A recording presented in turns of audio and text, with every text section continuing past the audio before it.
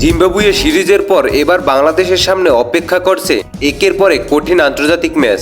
Australia, India, West Indies এবং দক্ষিণ আফ্রিকার বিপক্ষে গুরুত্বপূর্ণ সিরিজ খেলবে টাইগাররা।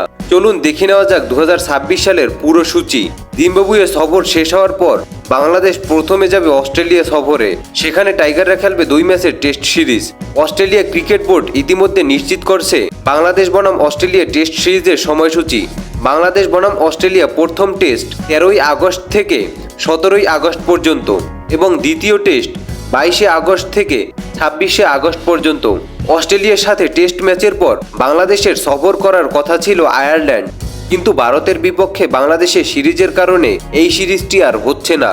তাই অস্ট্রেলিয়া সফর শেষ করে বাংলাদেশ টিম নিজ দেশে ফিরে ভারতের বিপক্ষে মাঠে নামবে।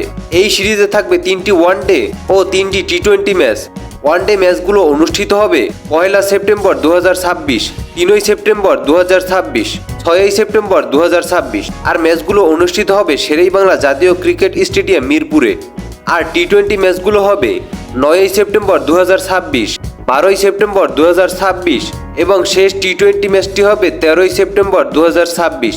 ভারত সিরিজের পর বাংলাদেশ সফরে আসবে ওয়েস্ট ইন্ডিজ।